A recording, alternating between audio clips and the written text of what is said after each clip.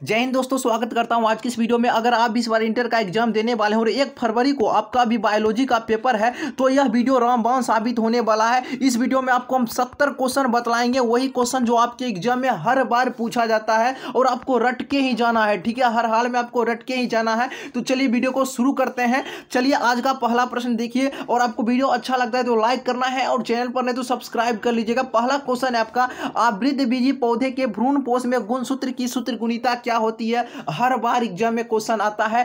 3 गुणसूत्र होते हैं, 3 एन होता है। ऑप्शन नंबर सी हो जाएगा सही जवाब। युग्मक सामान्यतः किस प्रकार का होता है? मोस्ट इंपोर्टेंट क्वेश्चन है। एक गुणक होता है, अंग्रेजी में हैप्लॉइड कहा जाता है। तीसरा क्वेश्चन है, काजू निम्नलिखित में से कैसा फल कहलाता है? तो ये नट कहलाता है। जब संततिक उत्पत्ति एकल जनक के द्वारा होती है तो क्या कहलाता है? मोस्ट इंपोर्टेंट क्वेश्चन है, अलैंगिक जनन कहलाता है। अगला क्वेश्चन देखिए, निम्नलिखित में से कौन सा जंतु उभयलिंगी नहीं है? बार बार एग्जाम में आता है, घरेलू मक्खी।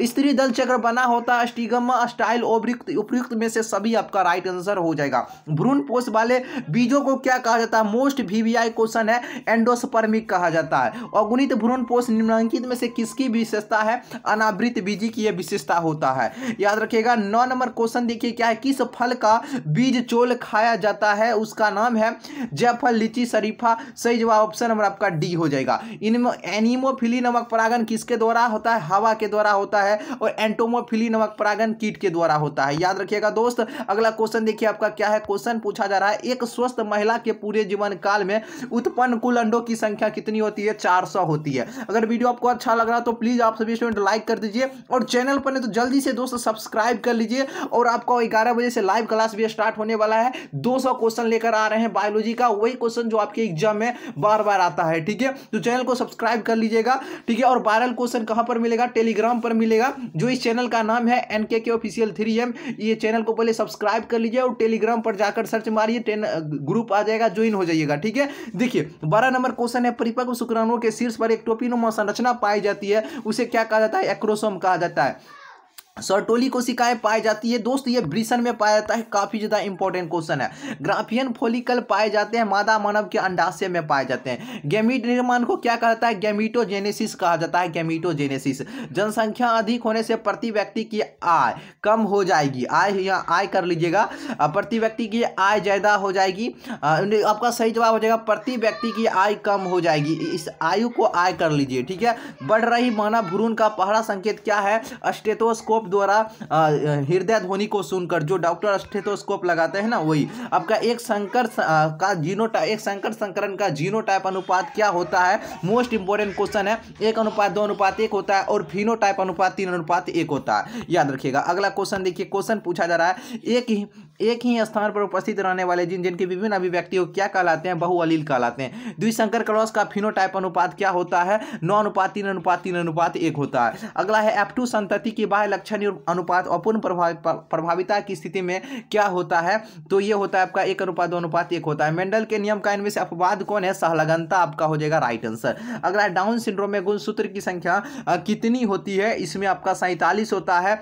और याद रखिएगा, टर्नर सिंड्रोम में गुणसूत्र की संख्या आपका 45 होता है और क्लाइनफेल्टर में आपका 47 होता है। ध्यान रखिएगा। सुकेंद्रियां जो दिया गया है, इसमें अनुलेखन इनमें से कौन सा अंतर्ग्रस्त होता है? पॉलीमरेज RNA पॉलीमरेज 3 जो होता है वो अंतर्ग्रस्त हो जाता है। न्यूक्लिक अम्ल पॉलीमर किसका होता है? न्यूक्लियोटाइड का होता है, न्यूक्लियोटाइड का। ऐच्छिक जीन के बहुलीकरण है तो हम किसका उपयोग हम लोग करते हैं? इसमें हम लोग करते हैं जीन PCR का उपयोग करते हैं, PCR का। मोस्ट इंपोर्टेंट क्वेश्चन है, याद रखिएगा। पॉलीमरेज श्रृंखला अभिक्रिया का कार्य क्या होता है?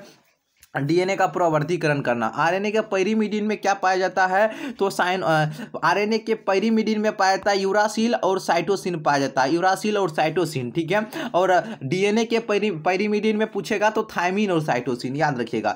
DNA तथा RNA के प्यूरिन बेस में कौन सा नाइट्रोजन बेस समान रहता है? एडेनिन और गुआनिन दोनों में समान रहता है। DNA में के प्यूरिन बेस में भी एडेनिन गुआनिन होता है और RNA के प्यूरिन बेस में एडेनिन और गुआनिन दोनों समान रहता है। दोनों में, ठीक है। अगला है कार्बनिक जैविक विकास से पूर्व रासायनिक विकास हुआ था, इसकी अवधारणा किसके द्वारा ये दिया गया है? तो AI ऑपेरिन तथा JBS हॉल्डेन के द्वारा दिया गया है। अगला क्वेश्चन देखिए आपका, मनुष्य निम्नलिखित में से किस ऑर्डर तथा किस कुल का सदस्य है? प्राइमेट्स तथा होमिनिडी का ये सदस्य होता है। ऑप्शन नंबर सी हो जाएगा। पादपों तथा जंतुओं के बीच की कड़ी को क्या कहा जाता है? यूग्लिना कहा जाता है। फाइलेरिया रोग का वाहक क्या होता है? मदाक्यूलेक्स मच्छर होता है फाइलेरिया रोग का वाहक।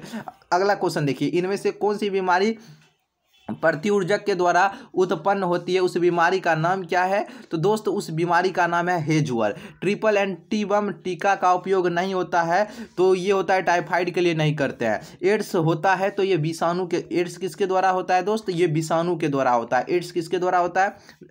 एड्स किसके द्वारा होता है? आपका विषाणु के द्वारा। सिकल कोशिका एनीमिया किस प्रकार का रोग है? ऑटोसोम संबंधित ये रोग होता है।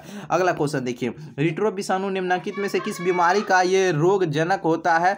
एड्स का होता है। एड्स का एंटीबॉडीज, देखिए एड्स, रिट्रो विषाणु, एड्स और सिफिलिस आपका दोनों हो जाएगा। ऑप्शन नंबर डी हो जाएगा। ऑप्शन नंबर डी हो जाएगा, ठीक है। एंटीबॉडीज क्या है? ये तो ग्लाइकोप्रोटीन होता है। एसिटाबुलेरिया क्या है? देखिए एसिटाबुलेरिया आपका क्या होता है? ये शैवाल होता है एसिटाबुलेरिया। अगला है, सर्वप्रथम निर्मित परजीवी गाय का नाम क्या है? उसका नाम रोजी होता है। भूमि की उर्वरा शक्ति को परिपोषित करने वाला जीव समूह का नाम क्या है? जैविक खाद नाम है उसका। क्या नाम है? जैविक खाद। शहद का निर्माण कौन करती है? कार्यकर्ता या सेवक मधुमक्खी निर्माण करती है।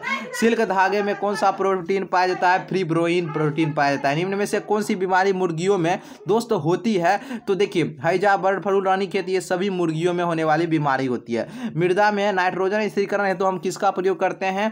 तो इसमें हम लोग करते हैं नील हरित बैक्टीरिया का प्रयोग करते हैं। अगला क्वेश्चन देखिए, शराब उद्योग में किस सूक्ष्मजीव का उपयोग किया जाता है? तो इसमें ईस्ट का प्रयोग करते हैं। किसका? ईस्ट का। दलहनी पौधे के जड़पिंड में कौन सा जीवाणु पाया जाता है? एजेटोबैक्टर नामक बैक्टीरिया पाया जाता है, ठीक है। देखिए दलहनी पौधे के जड़ पिंड में कौन सा पाया जाता है? राइजोबियम नामक बैक्टीरिया पाया जाता है, ठीक है। एजेटोबैक्टर नहीं होगा। टी लिम्फोसाइट का उत्पन्न कहाँ होता है? अस्थि मज्जा में होता है। और बी लिम्फोसाइट का निर्माण भी अस्थि मज्जा में होता है। अगर अच्छा लग रहा है तो वीडियो को जरूर लाइक करना है आपको, ठीक है। और चैनल पर नहीं तो सब्सक्राइब जरूर कर लीजिएगा। एगारोज किससे प्राप्त होता है? समुद्री घास से प्राप्त होता है। आणविक तकनीक जिसमें किसी भी इच्छित जीन की अनेक प्रति इन विट्रो संश्लेषित की जाती है, उसे क्या कहा जाता है? उसे कहा जाता है PCR कहा जाता है। पुनर्योगज प्रोटीन हिरुडीन का इस्तेमाल है, इसका इस्तेमाल किस चीज में होता है? एंटीकोएगुलेंट में होता है। ऑप्शन नंबर बी हो जाएगा सही जवाब। अगला क्वेश्चन है आपका, पुनर्योगज DNA प्रौद्योगिकी द्वारा निर्मित प्रथम मानव हार्मोन इनमें से कौन है? तो प्रथम इंसुलिन है आपका, इंसुलिन। अगला क्वेश्चन देखिए, बेसिलस थ्रूएंजिसिस द्वारा स्रावित होने वाला आविष प्रोटीन इनमें से कौन सा है? Cry protein. क्राई ये भी किसे नियंत्रित करता है? ये कॉर्न छेदक को नियंत्रित करता है। नेक्स्ट क्वेश्चन है आपका, TI प्लाज्मिड जो अनुवांशिक इंजीनियरिंग में प्रयुक्त होता है वो प्राप्त होता है एग्रोबैक्टीरियम ट्यूमिफेसियन से। मोस्ट इंपॉर्टेंट क्वेश्चन है, रट के ही जाना है आपको। क्वेश्चन देखिए, ट्रांसजेनिक सुनहरे धान में किस विटामिन की प्रचुर मात्रा पाई जाती है? विटामिन ए की प्रचुर मात्रा रहती है।